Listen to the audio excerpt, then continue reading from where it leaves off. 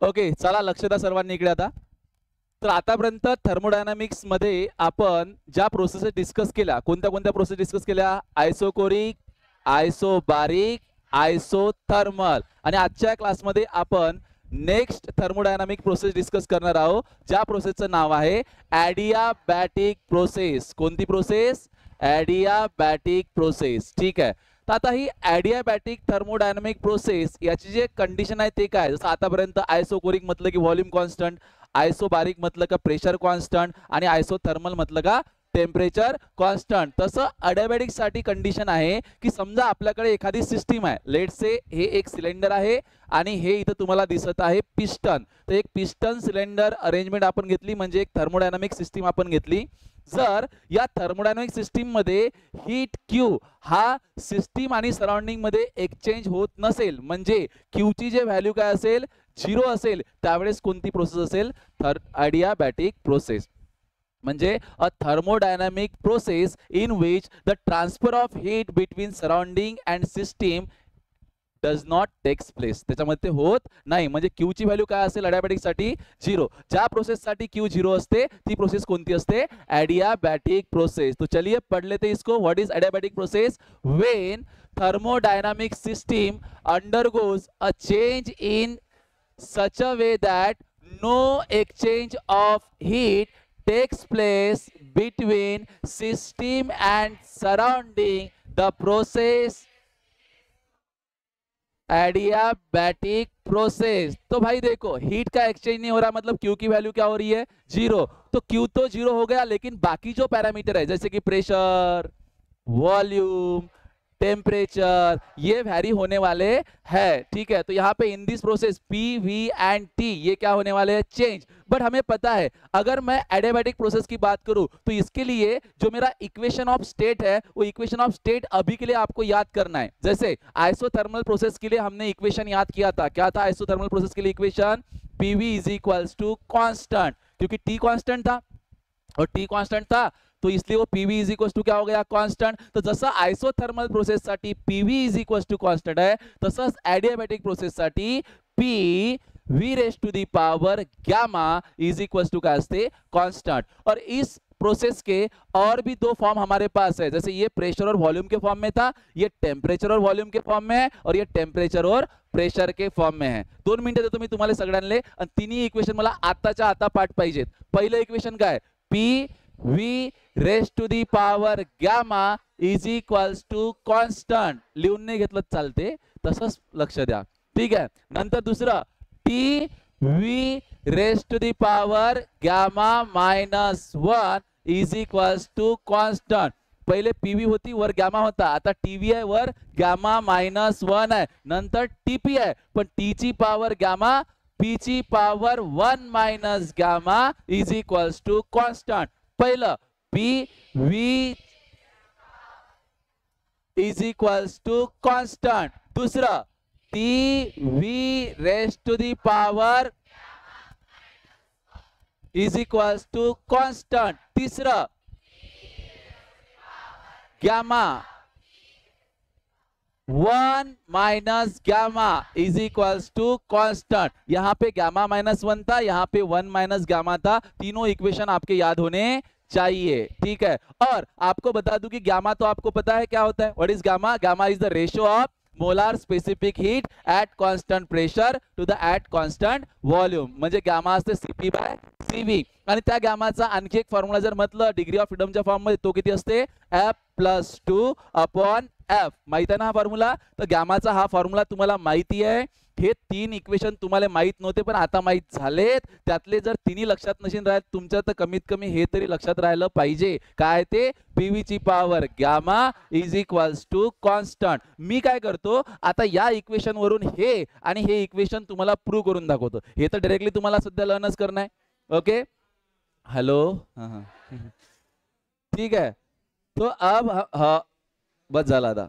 ठीक है. तो अभी हम क्या करेंगे? P V raise to the power gamma equals to constant, इसके ऊपर से बाकी के इक्वेशन करेंगे डिराइव.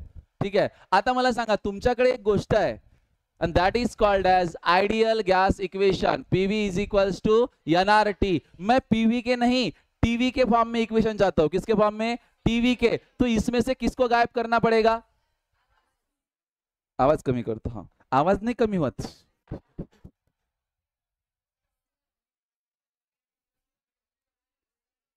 अरे हे साऊंड सिस्टीमचं काम मला जम, hello hello hello hello hello, okay आहे का, मी आरामात बोलू राहिलो, ओके हॅलो, आता बरोबर आहे, ओके आता, ओके, तर हे इक्वेशन आहे, पीव्ही इज इक्वल्स टू काय असते, एनआरटी, या इक्वेशन मधला आपल्याला कोण नाही पाहिजे, आता जमते का, काही नाही, तमल नाही जमत, आपल्याला कोण नाही पाहिजे, यातला पी नाही पाहिजे, तर मग पी रिप्लेस करावं लागेल, त्यासाठी या इक्वेशन वरून पी ची काय किंमत येणार, N R T upon P, P ची ही किंमत त्या इक्वेशन मध्ये, मी चेक करू, तुमचं लक्ष आहे का, ओके, इथं डिवाइड मध्ये काय येणार, व्ही, आता हे पी ची व्हॅल्यू या इक्वेशन मध्ये टाका, म्हणजे काय होईल, N R T upon V into V raise to the power gamma is equals to काय रे, कॉन्स्टंट, आता मला सांगा N be constant, R be constant, तर हे डिवाइड मध्ये गेले तर कॉन्स्टंट अपॉन कॉन्स्टंट एक नवीन कॉन्स्टंट, मग आता टी व्ही ची पॉवर गॅमा आणि हे व्ही ची पॉवर डिवाइड मध्ये काही नाही म्हणजे काय, 1, वरती गेलं तर काय होईल ते -1, म्हणजे व्ही ची पॉवर काय आली -1 इज इक्वल्स टू इकडे काय येईल कॉन्स्टंट, आता बेस सेम आहे तर वरच्यांची ऍडिशन, म्हणजे टी व्ही ची power gamma -1 is equals to constant, पहिलं काय होतं P V raise to the power gamma is equals to constant, दुसरं काय T V raise to the power gamma -1 is equals to constant, चला मला तिसरं रिलेशन पाहिजे, आता पहिल्या रिलेशन मध्ये मी काय केलं, पी गायब केला, आता कोण गायब करीन, व्ही गायब करीन, मग आता इक्वेशन होतं माझ्याकडे पी ची power P V raise to the power gamma is equals to constant, आता आयडियल गॅस इक्वेशन आहे P V is equals to NRT, कोणाला गायब करायचं आहे, व्ही ला, म्हणून कोणाची किंमत कळायला लागेल, व्ही ची, तो व्ही इज इक्वल्स टू काय असेल, एनआरटी अपॉन पी, ही व्ही ची किंमत त्यात टाकून द्या, टाकून देतोस ना, ठीक आहे, तर काय होईल पी व्ही ची किंमत टाका, काय होईल N R T upon P raise to the power gamma is equals to काय होईल रे, कॉन्स्टंट, आता हा गॅमा सगळेला देऊन द्या, श्यामा दिला गेला काय, हा पी एन ची पॉवर गॅमा, आर ची पॉवर गॅमा, टी ची पॉवर गॅमा, पी ची पॉवर गॅमा, कॉन्स्टंट, आता N constant, R constant, gamma खुद कॉन्स्टंट, सगळे कॉन्स्टंट, कॉन्स्टंटच्या डिवाइड मध्ये खुद बिकम नवीन कॉन्स्टंट, तर इकडे काय होईल पी टी ची पॉवर गॅमा अपॉन पी ची power gamma is equals to काय रे, कॉन्स्टंट, आता पी ची पॉवर गॅमा, पी जर वर नेला तर ऑलरेडी वर काय एक पी आहे, खालचा पी जर वर आला तर पी ची पॉवर काय होईल मायनस गॅमा, टी ची पॉवर काय होईल गॅमा इज इक्वल्स टू काय रे, कॉन्स्टंट, पी ची पॉवर काही नाही म्हणजे किती आहे 1, बेस सेम आहे तर पी ची पॉवर 1 मायनस गॅमा, टी ची power gamma is equals to काय रे, कॉन्स्टंट, हाच आहे ना, तर हे झालं तुमचं पीटीचं रिलेशन, कळत आहे का तुम्हाला, ते तिन्ही रिलेशन तुम्हाला लक्षात ठेवायचे आहेत, आता कुठलीही थर्मोडायनामिक प्रोसेस डिस्कस करायचं म्हटलं की आपण कुठून सुरुवात करतो, डेफिनेशन झाली आपली है ना, की the thermodynamic process in which there is no heat exchange between system and surrounding is called as adiabatic process, आता आपल्याला कोणत्या कोणत्या गोष्टीला डिस्कस करायसाठी, पीव्ही ग्राफ, नंतर bulk modulus, slope, work done आणि क्यू, येतं लक्षात, चला आता मला सांगा, इकडे आलो आपण, ठीक आहे, तर आता आपण पीव्ही ग्राफ प्लॉट करू adiabatic प्रोसेस साठी, ठीक आहे, प्रेशर वर्सेस व्हॉल्यूम ग्राफ, तर प्रेशर वर्सेस व्हॉल्यूम ग्राफ मध्ये सिस्टीम स्टेट 1 वरून स्टेट 2 वरती चालली तर सिस्टीमचं काय होत आहे एक्सपांशन, व्हॉल्यूम काय होत है इंक्रीज, तो अगर मान ले वॉल्यूम क्या हुआ इंक्रीज, तो डेल्टा वी क्या होगा पॉजिटिव, डेल्टा वी पॉजिटिव का मतलब क्या होता है वर्क डन क्या होगा पॉजिटिव, उठा झोपीतून उठा मागच्या, ठीक है, अब फर्स्ट लॉ ऑफ थर्मोडायनामिक्स अगर लगाएंगे तो Q इज इक्वल टू क्या होता है डेल्टा U प्लस W, अब देखो Q की वैल्यू हम क्या लेंगे 0, क्योंकि प्रोसेस कौन सी है एडियाबैटिक, एडियाबैटिक प्रोसेस के लिए Q तो क्या हो जाएगा 0, तो 0 is equal to delta U plus W, तो delta U is equal to क्या हो जाएगा माइनस डब्ल्यू. तर चेंज इन इंटरनल एनर्जी कसा राहणार आहे तुमचा negative. Change in internal energy काय राहणार आहे निगेटिव्ह. और for ideal gas delta T सुद्धा काय होणार आहे निगेटिव्ह. कारण इंटरनल एनर्जीचा चेंज जर निगेटिव्ह आहे तर टेम्परेचर चेंज सुद्धा काय असेल निगेटिव्ह. कारण डेल्टा यू च्या फॉर्म्युलातच डेल्टा टी आहे ना. येतं का लक्षात. तो वर्क डन पॉझिटिव्ह आहे म्हणजे ज्यावेळेस सिस्टीम काय होत आहे एक्सपांड. तर असं कसं शक्य आहे मला सांगा तुम्ही. हे आहे आपल्याकडे एक सिस्टीम. हा पिस्टन या स्टेट 1 वरती आहे. सिस्टीमला आपल्याला एक्सपांड करणं आहे लेकरो. सिस्टीमला काय करणं आहे एक्सपांड. म्हणजे सिस्टीमचा व्हॉल्यूम वाढला इथं म्हणजे सिस्टीम न वर्क केलं. पिस्टन बाहेर गेला ना. पिस्टन बाहेर गेला. पिस्टन जर बाहेर गेला तर वर्क कसं झालं पॉझिटिव्ह. पण तुम्ही हीट दिलीच नाही. तुम्ही सिस्टीमला हीट दिली का नाही. कारण आपण अशा प्रकारची अरेंजमेंट केली आहे की सराउंडिंग सोबत सिस्टीमचं काही घेणं देणं नसलं पाहिजे. सराउंडिंग मधून सिस्टीम मध्ये हीट गेली पाहिजे नाही. क्यू 0 आहे तरीही सिस्टीमनं वर्क केलं. तर मग सिस्टीमनं वर्क कसं काय केलं असेल. तिनं स्वतःजवळचे पैसे खर्च केले. तिनं स्वतःजवळची इंटरनल एनर्जी स्वतःजवळची एनर्जी होती ते वापरली ना. म्हणजे तिची जे इंटरनल एनर्जी होती त्यातलीच एनर्जी वर्क मध्ये कन्वर्ट केली. मग इंटरनल एनर्जी डिक्रीज झाली की इन्क्रीज डिक्रीज. म्हणून डेल्टा यू काय आला निगेटिव्ह. समजलं का. ओके. दुसऱ्या केस मध्ये आता पहा स्टेट 1 टू स्टेट 2 सिस्टीम गेली. सिस्टीमचं काय झालं कॉम्प्रेशन म्हणजे व्हॉल्यूम काय झाला डिक्रीज. म्हणजे डेल्टा व्ही कसा असणार निगेटिव्ह. म्हणजे वर्क सुद्धा कसं असणार आलं लक्षात. पुढे नेक्स्ट केस जर फर्स्ट लॉ ऑफ थर्मोडायनामिक्स लावला तर क्यू इज इक्वल टू काय असते डेल्टा यू प्लस डब्ल्यू. पण क्यू ची व्हॅल्यू काय असते 0 म्हणून delta U is equal to काय असते मायनस डब्ल्यू. पण या केस मध्ये वर्क डन खुद काय मायनस. तर मायनस ऑफ मायनस म्हणजे वर्क काय झालं चेंज इन इंटरनल एनर्जी काय झालं प्लस. समजलं का. आणि डेल्टा टी सुद्धा काय राहील त्याच्यामुळे प्लस. म्हणून टेम्परेचर आता इथं जर समजा सिस्टीम स्वतःची इंटरनल एनर्जी वापरून वर्क केलं तर इथं टेम्परेचर डाऊनच झालं असेल ना. म्हणून टेम्परेचर डिक्रीज आणि इथं टेम्परेचर काय झालं असेल इन्क्रीज. म्हणूनच डेल्टा टी पॉझिटिव्ह आहे ना. आणि तुम्ही इमॅजिन करू शकता काय झालं आता पिस्टन खाली आला. पिस्टन खाली आला तर पिस्टननं सिस्टीम वर वर्क केलं म्हणजे सिस्टीमला एनर्जी दिली. मग सिस्टीमला एनर्जी दिली तर सिस्टीम जवळ जेवढी सिस्टीमनं हीट बाहेर थोडी फेकली.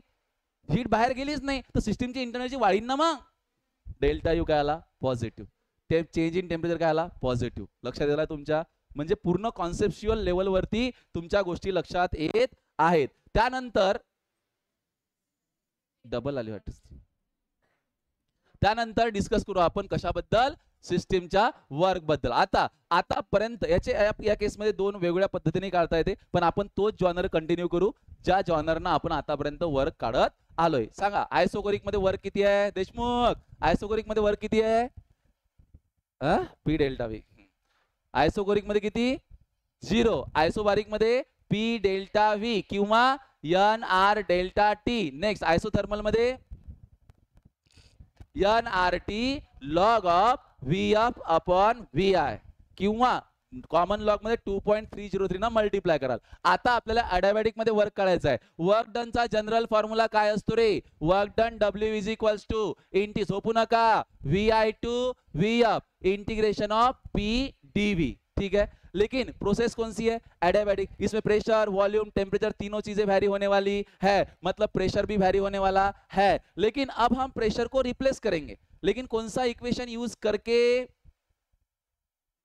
कुछ तो जुगाड़ करना पड़ेगा ना. तो यहां पे मैं एक जुगाड़ करता हूं. मुझे पता है कि एडियाबैटिक प्रोसेस के लिए पीवी ची पावर गामा हे काय येणार आहे कांस्टेंट. तो मुझे कांस्टेंट लाना है तो मैं इसमें एक एडजस्टमेंट ऐसे करता हूं work done is equal to integration of limit V I to V F. ये पी के मल्टीप्लाई में v की पावर गामा लिख देता हूं. पी के मल्टीप्लाई में v की पावर गामा लिख देता हूं. पण असं कसंही कोणी यावे टिकली मारून जावे असं चालते का नाही. असं तुम्ही डायरेक्ट लिहू शकत नाही. याच्या डिवाइड मध्ये तुम्हाला तुमची एडजस्टची स्टेप लिहावच लागेल. मतलब तुमने मल्टीप्लाई एंड डिवाइड किया V raise to the power gamma है तो वो कैंसिल हो गया तो ऊपर का ही स्टेप मिलेगा. मल्टीप्लाई में क्या है तुम्हारे पास डीवी. काय अडचण कोणाला नाही. अब P V raise to the power gamma adiabatic process के अकॉर्डिंग क्या होता है कांस्टेंट. क्योंकि हीट एक्सचेंज नहीं हो रही तो P V raise to the power gamma constant. तो इंटीग्रेशन से कहां आएगा बाहर. तो पी वी की power gamma integration of V I to V F. और इधर क्या रहेगा बताओ इधर रहेगा 1 upon V raise to the power gamma into क्या रहेगा डीवी. आगे बढ़ते हैं. W work done is equal to P V raise to the power gamma. ये जो डिवाइड में है इंटीग्रेशन के इसको ऊपर लेकर जाओ, मतलब v की पावर क्या हो जाएगी माइनस गामा, तो v की पावर माइनस गामा इंटू क्या हो जाएगा dv। अब आगे और सवाल करते हैं, इसको हर बार लिखना मेरा जान प्यारा, इसको मैं c लिख देता हूं, constant p raise to c है ना, वो कांस्टेंट है तो w इज इक्वल टू हा का है कांस्टेंट। अब इंटीग्रेशन अप्लाई करो तो क्या आएगा इंटीग्रेशन बताओ, x raise to the power n, तो क्या होता है integration x raise to the power n plus 1 upon n plus 1, और लिमिट हो तो square bracket upper limit minus lower limit, तो यहां पे आएगा v की power minus gamma plus 1 upon minus gamma plus 1, और लिमिट रहेगा vi टू v अप। क्या बात समझ में आई? आगे बढ़ते हैं, work done W is equal to C as it is रख देता हूं। अब हम क्या करेंगे, इसको थोड़ा सा रीअरेंज करेंगे, प्लस वाली टर्म आगे माइनस वाली टर्म पीछे, तो ये हो जाएगा V की पावर क्या आ जाएगा बताओ 1 माइनस गामा, और लिहू शकतो मी त्याला, आणि हा जो डिवाइड मध्ये 1 माइनस गामा आहे हा बाहेर काढून घेतो, 1 माइनस गामा कांस्टेंट है तो उसको बाहर निकाल देते हैं, और लिमिट इसके जगह पर पुट करेंगे vi टू v अप। चलो C अपॉन 1 माइनस गामा, अब अपर लिमिट पुट करो, final volume power 1 minus gamma, initial volume power 1 minus gamma. वरून गेलं का रे? ट्रॅकवर आहे तुम्ही सगळे अजून? अजून तर हा ना ट्रॅकवर? हाँ चला पुढे अगेन C अपॉन, अब यहां तक तो पहुंच गए, कोई दिक्कत वाली बात नहीं। अब मैं क्या करूंगा, C को अंदर मल्टीप्लाई करूंगा, C आतमध्ये घेऊन जातो, जर C आतमध्ये घेऊन गेलो तर C ची व्हॅल्यू काय P V ची पावर गामा, ऍक्च्युअली C असा आहे P V ची पावर गामा इज कॉन्स्टंट, याचा अर्थ P1 V1 ची पावर PI VI ची power gamma is equals to PF VF ची power gamma is equals to काय कॉन्स्टंट। अरे कॉन्स्टंट म्हणजे या दोघांचा प्रोडक्ट हर वेळेस कॉन्स्टंट राहील ना, म्हणजे मी C ची व्हॅल्यू हे बी घेऊ शकतो आणि हे बी काही पण घेऊ शकतो ना, कारण ते कॉन्स्टंट आहे ना तो प्रोडक्ट। मग आता मी C आतमध्ये मल्टिप्लाय करतो, पण हा व्हॉल्यूम फायनल आहे, तर फायनल व्हॉल्यूमच्या मल्टिप्लाय मध्ये जो C असेल त्याला मी फायनलच्या फॉर्म मध्ये लिहितो, म्हणजे कसं लिहिल मी त्याला, हा आत्मा हा 1 अपॉन 1 माइनस गामा, आणि आतमध्ये काय लिहिल C ला PF VF ची पावर गामा VF ची पावर 1 माइनस गामा,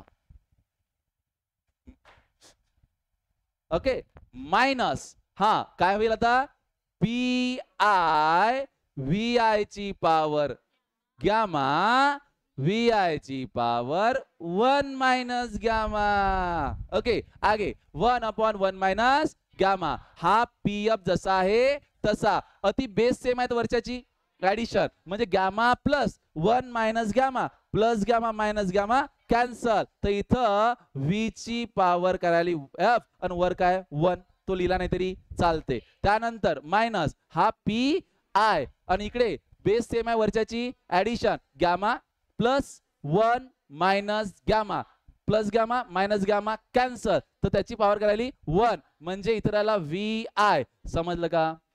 तर सरळ सरळ वर्क डनचा हा एक तुमच्याकडे काय आला formula, that is 1 upon 1 minus gamma in bracket PF VF minus PI VI, हा 1 माइनस गामाचा डिवाइड म्हणला तरी चालते।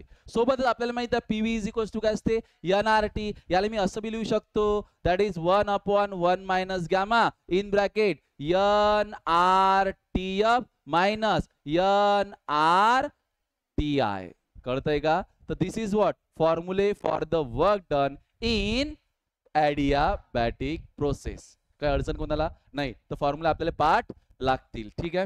नेक्स्ट पुढे चाललो, अब किसकी बात करेंगे, स्लोप की। स्लोप के लिए पीवी ग्राफ दिख रहा है आपको उधर, यस। स्लोप का मतलब क्या होता है भाई और बहनों, स्लोप का मतलब क्या होता है change in y upon change in x, या फिर हम उसको tan थीटा से भी लिखते हैं। आप देखिए यहाँ पे अगर किसी भी पॉइंट पे मुझे स्लोप चाहिए, जैसे इस पॉइंट पे मुझे स्लोप चाहिए, तो मैं वहां पे टेंजेंट ड्रॉ करूंगा और इस टेंजेंट का जो भी स्लोप होगा वो मुझे मिलेगा, समझ रहे हो क्या? और ये जो स्लोप है आप देख रहे हो कि निगेटिव स्लोप मिल रहा है आपको, सॉरी स्लोप नेगेटिव किसको बोलते हैं, एंगल tan थीटा का। कैसे मिल रहा है 90 से ज्यादा, नेगेटिव पॉजिटिव स्लोप पे हम आते हैं अभी, लेकिन ये स्लोप है, इस पॉइंट पे आइए, इस पॉइंट पे टेंजेंट ड्रॉ करूंगा तो इसका स्लोप इसके कंपैरिजन में कम है, हा कमी आहे ना एंगल आणि हा जास्त आहे, तर इथं स्लोप वाढत वाढत गेलेला आहे। तर आता आपण काढूया तो, तर स्लोप काढण्यासाठी मला काढायचा आहे इंस्टंटेनियस प्रत्येक पॉइंट वरचा स्लोप, ज्याला मी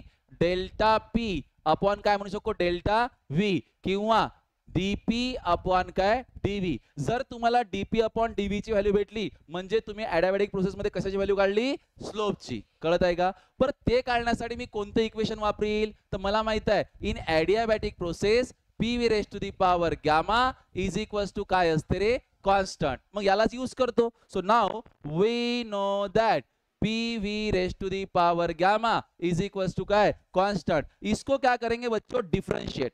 याले काय करू आपण डिफरेंशिएट. तो डिफरेंशिएट करेंगे विथ रिस्पेक्ट टू अलग अलग तरीके हैं अपन वही तरीका यूज करेंगे जो अपने लास्ट इसमें यूज किया. तो क्या होगा differentiating with respect to v. तो क्या आएगा देखो first function as it is into derivative of second. So that is what d dv of v raised to the power gamma plus v raised to the power gamma as it is into d dv of p और is equals to constant का derivative 0.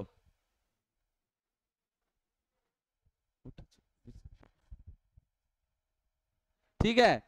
p अब अगर x raised to the power n है तो उसका derivative कैसे आएगा n x raised to the power n minus 1. तो ये आएगा that is gamma v raise to the power gamma minus 1. हे लिहिताना बरोबर लिहा. खालचे गॅमा वरचे v सगळे बदलतात नंतर म्हणजे गॅमा v म्हणून राहिलो मी.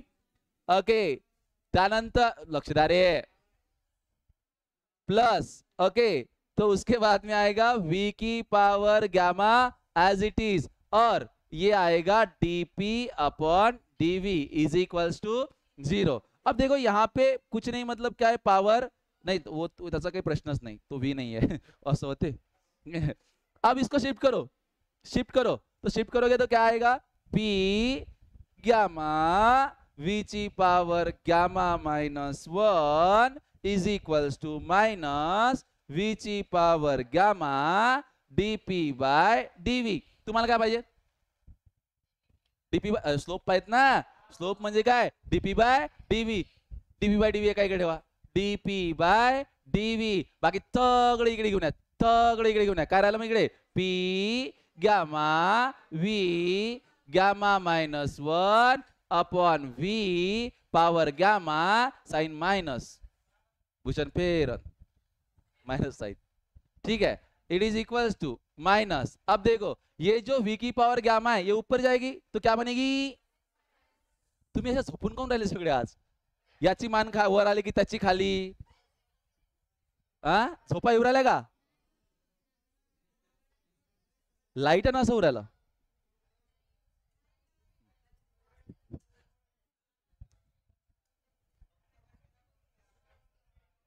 काय पंखे बंद करा आपाप झोपा मोडतात.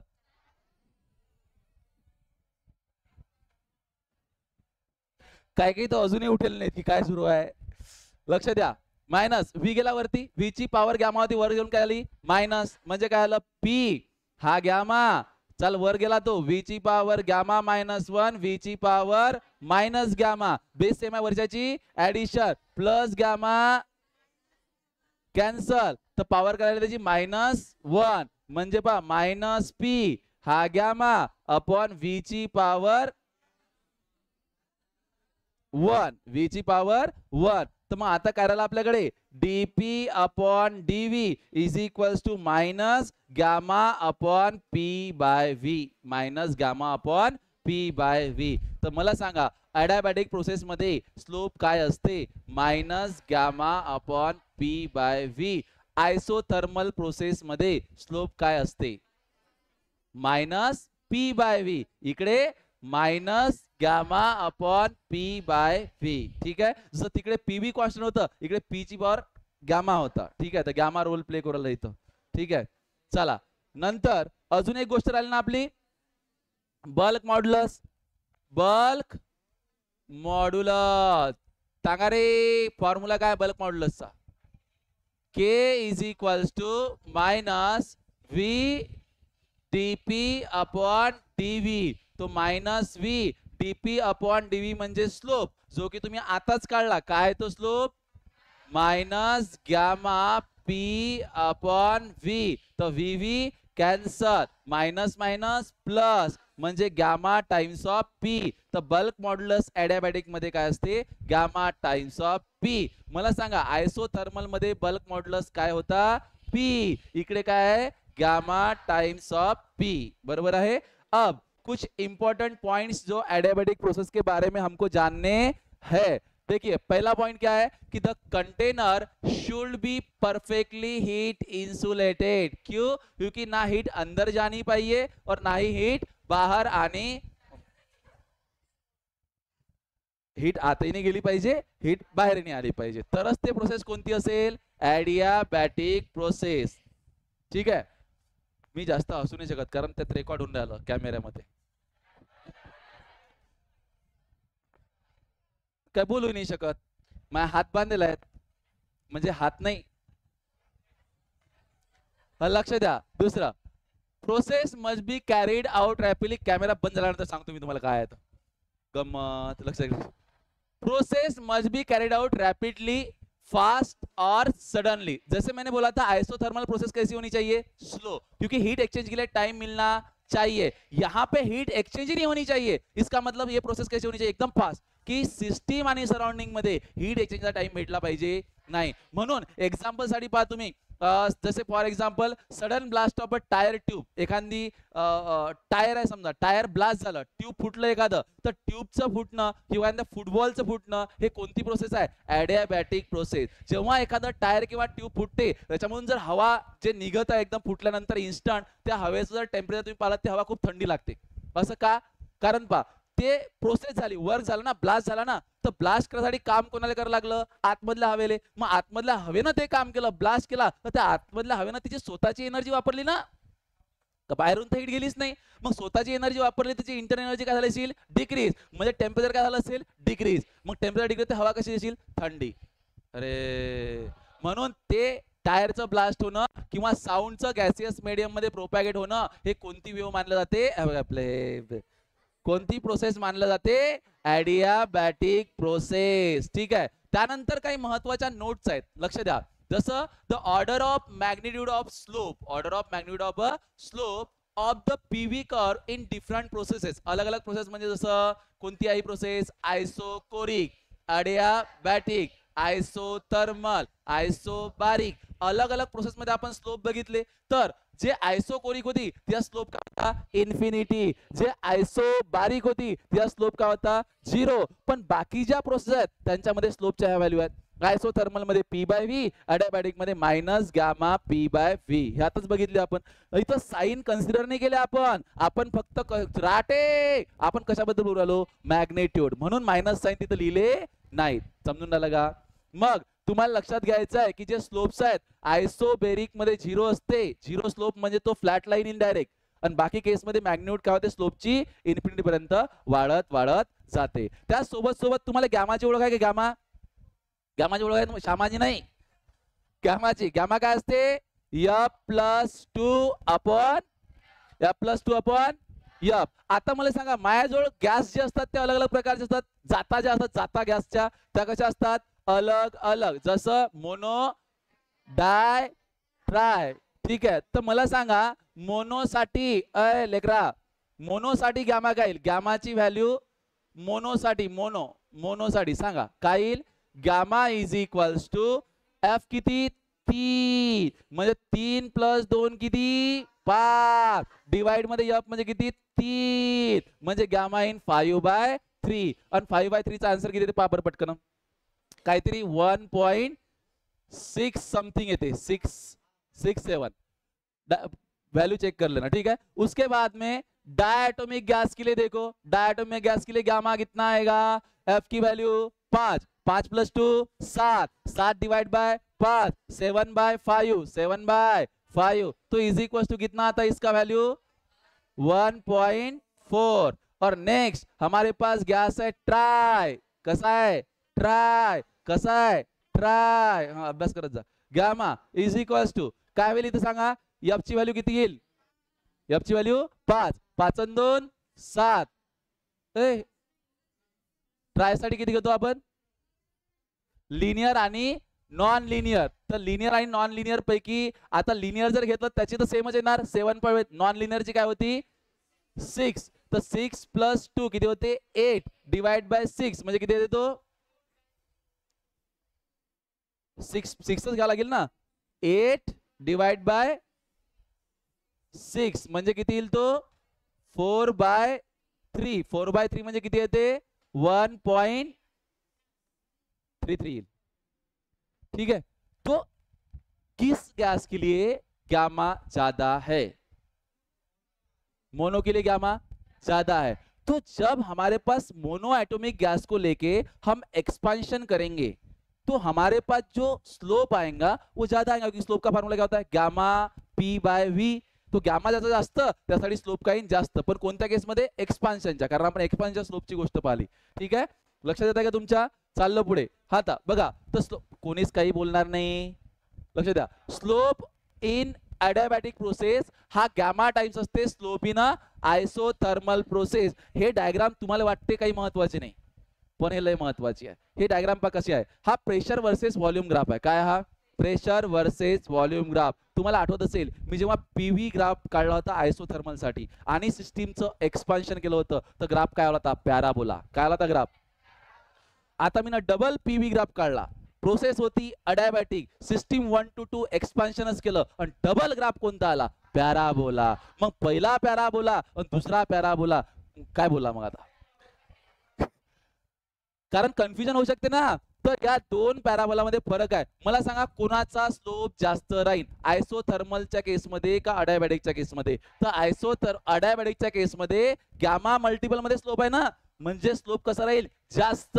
स्लोप जास्त राहील म्हणजे समजा एखादा पॉइंट घेतला आपण एखादी व्हॅल्यू तर याचा स्लोप आणि याचा स्लोप हे कसे येतील तुम्हाला अलग अलग येतील ना. तो कोणाचा स्लोप जास्त भेटत आहे तुम्हाला अडायबॅटिकचा. तर ही वाली जी प्रोसेस आहे ही अडायबॅटिक आहे. तर लक्षात ठेवा जेव्हा केव्हा प्रेशर वर्सेस व्हॉल्यूम ग्राफ असेल आणि एका पॉइंटवरून तुम्ही दुसऱ्या पॉइंटवर चालले तर वरचा कोणाचा आहे आयसोथर्मल साठी आणि जो जास्त टेपर आहे टेपरिंग ज्याची जास्त आहे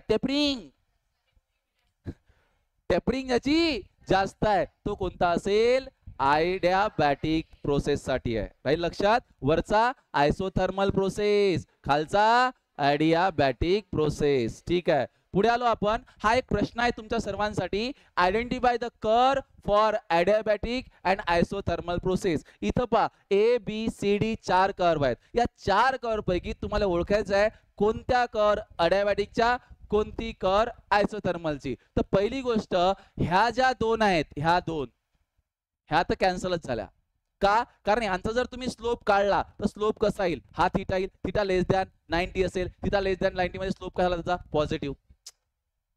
आपल्या प्रोसेस दोन्ही तुम्ही स्लोप कसे होते निगेटिव्ह. तर या दोघींचे निगेटिव्ह स्लोप आहेत ना म्हणजे आयसोथर्मल अडायबॅटिक साठी ह्या दोन व्हॅलिड आहेत ह्या दोन तशाच कटल्या कारण यांचा स्लोप पॉझिटिव्ह आहे. अरे जो अँगल बनेल होरिझॉन्टल सोबत तो 90 पेक्षा कमी बनून राहिला ना.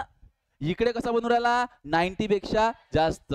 बरोबर आहे की नाही. म्हणजे सी आणि डी ह्यात कटल्या. आता ए आणि बी पैकी ए कोणाची ॲडियाबॅटिक बी कोणती आयसोथर्मल. हे कोणती प्रोसेस हे कोणती process adiabatic process. Very good okay. अब देखो अब हम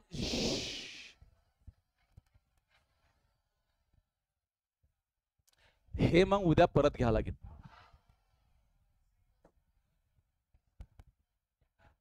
तो व्हिडिओ मला डबल रेकॉर्ड करायला ॲडियाबॅटिक साठी. तर आता हा सांगा पहा इतके समजदार लेकर तुम्ही काय टोप्या सुरू आहे तुमचं लक्ष द्या पहिला. आता आपण करत आहोत कंपॅरिझन. ही आहे गोष्ट कामाची म्हणजे हे वर्क डनची गोष्ट आहे. कशाची गोष्ट आहे वर्क डनची. याच्यामध्ये टोटल 4 अलग अलग केसेस घेतल्या ज्यातल्या 2 सारख्या आहेत. किती घेतल्या किती केस घेतल्या 4. किती केस आहेत 4. पहिली आणि दुसरी जे केस घेतली त्या केसमध्ये मी काय करतो बा त्या केसमध्ये मी गॅस जे आहेत 3 डिफरंट गॅसेस मोनो डाय आणि ट्राय यांचं करतो मी एक्सपान्शन. यांचं काय करतो मी एक्सपान्शन. आणि एक्सपान्शन कसं तर त्यांचा व्हॉल्यूम काय करतो मी डबल करतो त्याच्या इनिशियल व्हॉल्यूम पेक्षा. बघा प्रेशर वर्सेस व्हॉल्यूम ग्राफ घेतला. काय घेतला pressure versus volume. State 1 to state 2 मला जायचं आहे. अलग अलग गॅस घेतलं सिस्टीम मध्ये. पहिले घेतला मोनोएटॉमिक नंतर घेतला डायटोमिक, नंतर घेतला ट्रायटोमिक, आणि त्या तिन्ही गॅसचं काय केलं, एक्सपान्शन. त्यांचा व्हॉल्यूम व्ही वरून काय नेला 2v, आणि बघितलं कशा प्रकारचा ग्राफ येते. तर कोणासाठी स्लोप जास्त येईल सांगा बरं तुम्ही मला. कोणा स्लोप, मोनोसाठी स्लोप जास्त आहे ना, पाना तुम्ही, कारण मोनोचा गॅमा जास्त आहे, कारण स्लोपच्या फॉर्म्युल्यात गॅमा p/v आहे. अरे मग जर समजा गॅमा मोनो जास्त आहे त्याचा स्लोप जास्त, डायचा त्याच्यापेक्षा कमी, आणि ट्रायचा त्याच्यापेक्षा कमी, मग मला सांगा जेव्हा सिस्टीमला मी व्ही वरून 2v वर नेऊन दिलं, तो कोणत्या प्रोसेसमध्ये वर्क डन जास्त झालं, मला वर्क डन कम्पेअर करायचं आहे ना. तो वर्क डन कोणत्या अडायबॅटिक प्रोसेस केली बरं आपण, अडायबॅटिक प्रोसेसमध्ये आपण कोणत्या गॅससाठी वर्क डन जास्त भेटेल तुम्हाला, तर ट्राय ॲटोमिक गॅसच्या कर्वच्या खाली एरिया कसा आहे जास्त. तो work done for try atomic gas हे कसं असेल जास्त, वर्क डन फॉर डाय पेक्षा आणि वर्क डन फॉर मोनो सर्वात कमी असेल. ही गोष्ट समजली का तुम्हाला, राहील का लक्षात. ओके, त्यासोबत आता परत मी काय करतो, गॅसेस तेच ठेवतो, सिच्युएशन तेच 1 to 2 जायचं आहे, फक्त मी इथं गॅसचं काय केलं एक्सपान्शन, आता करतो गॅसचं कॉम्प्रेशन. हे बी डोक्यात ठेवा, एक्सपान्शनच्या वेळेस कोणता गॅस जास्त वर्क देत तुम्हाला, ट्राय ॲटोमिक. आता पहा नेक्स्ट, परत तेच, फक्त इथं तेच डिफरंट गॅस घेतले, मोनो डाय ट्राय, फक्त गॅसले काय केलं कॉम्प्रेस. प्रोसेस कोणती करायची आहे, अडायबॅटिक. हे आहे माझी स्टेट नंबर 1, तिथून मला जायचं आहे 2 वर. गॅसला काय करताय 2v वरून v, म्हणजे गॅस काय होत आहे कॉम्प्रेस. जेव्हा गॅसचं कॉम्प्रेस होईल तर माझ्याकडे जे ग्राफ्स आले ते असे आले. कुणाचा स्लोप जास्त आहे, मोनोचा, कारण मोनोचा गॅमा जास्त, मोनोचा स्लोप जास्त. तर कॉम्प्रेशन मध्ये कोणता गॅस जास्त वर्क देते, मोनो. तर या केस मध्ये work done by mono atomic gas हे कसं असेल जास्त दॅन वर्क डन बाय डाय आणि वर्क डन बाय ट्राय. हे गोष्ट समजली का. तर या केसमध्ये, मागच्या आणि या केसमध्ये मी गॅसेस वेगवेगळे घेतले होते, प्रोसेस अडायबॅटिकच केली. आता मी गॅस फिक्स करून टाकतो, आणि प्रोसेस अलग अलग करतो. जसं गॅस घेतो मी आणि गॅस करतो पहिले एक्सपान्शन, ते गॅस फिक्स केला, मोनो घ्या, डाय घ्या किंवा ट्राय घ्या एकच. आणि प्रोसेस कोणत्या कोणत्या करू शकता, आयसोबारिक, आयसोथर्मल, अडायबॅटिक. आयसोकोरिक घ्यायचं कामच नाही, कारण वर्क किती असते 0. ठीक आहे, तर आता मी स्टेट 1 वरून कुठे चाललो, स्टेट 2 वर. गॅसचं काय करू आलो एक्सपान्शन. तर मला सांगा हे वाला कोण असेल, आयसोथर्मल. त्याच्यापेक्षा टेपर कोण असेल, अडियाबॅटिक. आणि आयसोबारिक तर बाबा प्रेशर कॉन्स्टंटच असते. मग मला सांगा कोणताही गॅस घेता तुम्ही, कोणताही गॅस, जात कोणती असो, कोणताही गॅस घेतला आणि त्याचं जर तुम्ही एक्सपान्शन केलं तर ड्युरिंग एक्सपान्शन कोणती प्रोसेस तुम्हाला जास्तीत जास्त वर्क डन देते, आयसोबारिक प्रोसेस. म्हणजे एखाद्या इंजिनला, एखाद्या सिस्टीमला कॉन्स्टंट प्रेशरवर चालवलं तर काम जास्त भेटते. अरे असेच नाही कुकरात खिचड्या शिजून राहिल्या, समजून राहिला का तुम्हाला.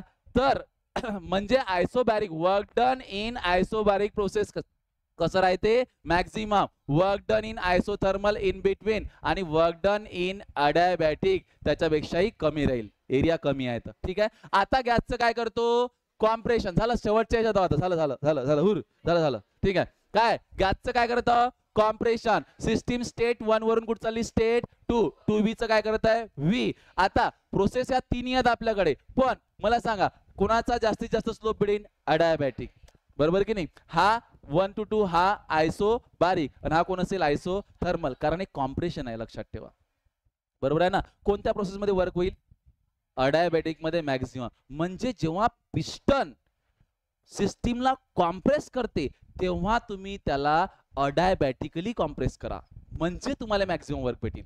आणि जेव्हा पिस्टन एक्सपांड होत असते, जेव्हा सिस्टीम एक्सपांड होत असते, तेव्हा त्याला आयसोबारिक प्रोसेसने एक्सपांड केला, म्हणजे तुमच्या इंजिनची इफिशियन्सी मॅक्झिमम राहील. वर्क जास्त भेटलं पाहिजे ना, नाही समजून राहिलं का. म्हणूनच तर सगळं तितंबे सुरू आहे ते. ओके, आलं लक्षात. तर वर्क डन कोणत्या प्रोसेस मध्ये, अडायबॅटिक मध्ये मॅक्सिमम, आइसोथर्मल मध्ये इन बिटवीन, आणि सबसे कम किसमें मिलेगा, आइसोबारिक, क्योंकि यहाँ पे क्या कर रहे हैं हम, कॉम्प्रेशन. काय अडचण कोणाला नाही. अब लास्ट छोटा सा टॉपिक है, बहुत छोटा सा topic, and it is called as free expansion. काय टॉपिकचं नाव, फ्री एक्सपान्शन. काय माझ्याकडे दोन असे कंटेनर आहेत आणि ते आपापसात इंटरकनेक्टेड आहेत. आपापसात काय ते इंटरकनेक्टेड. ठीक आहे. आणि इथं मधामध्ये एक स्टॉप, त्याला नॉच म्हणू आपण, म्हणजे एक टॅपले जसं व्यवस्थित बंद केलेलं आहे. इथून जे एअर आहे ते तिकडे जात नाही आहे. तर इथं काय, इथं काहीच नाही आहे, म्हणजे व्हॅक्यूम आहे, कुठल्याही प्रकारची एअर तिथं प्रेझेंट नाही. आणि या एरियामध्ये एअरचे खूप सारे मॉलिक्यूल जे आहे, म्हणजे तो गॅस जो आहे तो पूर्णपणे कॉम्प्रेस केलेला आहे. ठीक आहे. तर आता या सिस्टीम मध्ये सध्या कुठल्याही प्रकारचे हीट ट्रॅव्हल करत आहे का, नाही. किंवा मी जेव्हा हा कॉक ऑन करील तेव्हा हा गॅस इथं काय होईल, एक्सपान्शन होईल याचं. पण इथं हे जे पूर्ण सिस्टीम आहे हे पूर्ण थर्मली इन्सुलेटेड आहे, म्हणजे कुठल्याही प्रकारचे हीट याच्यामध्ये जाणार नाही किंवा याच्यातून हीट बाहेर येणार नाही. म्हणजे क्यू ची व्हॅल्यू काय घेणार आहोत आपण, 0. जेव्हा मी हा काढेल तेव्हा हा एक्सपांड होईल, पण एक्सपांशन दौरान क्यू येणार किंवा जाणार नाही सराउंडिंग सोबत. ओके, क्यू 0 म्हणजे जो झालं 0, पण इकडून कोण आहे, व्हॅक्यूम आहे. जर समजा सराउंडिंग असती, पिस्टन वगैरे मूव्ह केलं असतं तर वर्क झालं असतं, पण इथं कोणी सराउंडिंग कोणावर काम करायला काहीच नाही ना, म्हणजे वर्क डन ची व्हॅल्यू सुद्धा काय, 0. तर फर्स्ट लॉ नुसार Q is equal to delta U plus W असते. जर W बी 0 आहे, Q बी 0 आहे, तर डेल्टा U बी काय, 0. म्हणजे डेल्टा T बी काय असेल, 0. चेंज इन टेम्परेचर बी काय असेल, 0. तर आता लक्ष द्या, जसं मी हा नॉब ओपन करील हा गॅस याच्यामध्ये ट्रॅव्हल करील, पूर्णपणे युनिफॉर्मली डिस्ट्रीब्यूट होईल, कुठल्याही प्रकारचे हीट एक्सचेंज किंवा change in internal energy, change in temperature त्याच्यामध्ये तुम्हाला आढळणार नाही. येतं का लक्षात, हे फ्री एक्सपान्शनच्या कॅटेगरीत आहेत. इथं तुम्ही वाचू शकता, if stop cock is suddenly open the gas will rush from the first bottle into the second until the pressure is equalize. इथून पासून तिथपर्यंत सगळा गॅस जाईल जोपर्यंत इकडलं तिकडलं प्रेशर काय होत नाही, सेम. नंतर no change in temperature of the gas, गॅसचं टेम्परेचर बदलणार नाही, त्याच्यामुळे त्याची इंटरनल एनर्जी सुद्धा बदलणार नाही. No part of surrounding moves so the system does not do any work on the surrounding, म्हणजे वर्क डन बी काय असेल, 0. So as Q is 0, dt 0, the process is adiabatic as well as isothermal, क्योंकि temperature का change 0 है, isothermal, और heat का भी exchange नहीं हो रहा है, तो एडियाबैटिक. तो फ्री एक्सपांशन में आइसोथर्मल और एडियाबैटिक प्रोसेस दोनों की दोनों होती है. क्लियर है सब लोगों को, यहां तक कोई दिक्कत. आखरी 2 क्वेश्चन है, हा क्वेश्चन उद्या घ्यायचा था, घेऊन की दोनच आहेत, मी तुम्हाला दाखवून देतो. हा एक प्रश्न तुम्ही घरी ट्राय करता, हा एक आहे आणि हा एक क्वेश्चन आहे. झालं, 3च प्रश्न आहेत रे, 3 प्रश्नासाठी. बरं एवढ्याचा आंसर सांगा बघा, लास्ट थेरियन लास्ट, इसका आंसर बताओ, बाकी घर पे ट्राई करना. क्या है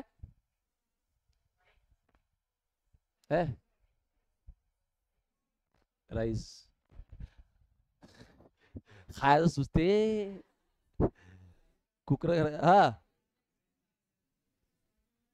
a quantity of air at 20 degree Celsius is expanded suddenly expand हुई है, मतलब प्रोसेस कौन सी हुई होंगी, एडियाबॅटिक. तर सडन ज्या गोष्टी होतात त्या एडियाबॅटिक आहेत, स्लो ज्या गोष्टी होतात त्या आइसोथर्मल आहेत. ठीक आहे. तर a quantity of air at 27 degree Celsius is expanded suddenly, the temperature of the system will, तो सिस्टम के टेम्परेचर के साथ क्या होगा. मैंने बताया था आपको वो टायर का फटना, रिमेन्स अनचेंज. अरे क्वांटिटी ऑफ एयर है 27 डिग्री सेल्सियस पे, उसका कुछ टेम्परेचर वो एक्सपांड हो गई, तो उसने हवेतच हवा आहे ना 27 डिग्री सेल्सियस एक्सपांड झाली फक्त ते.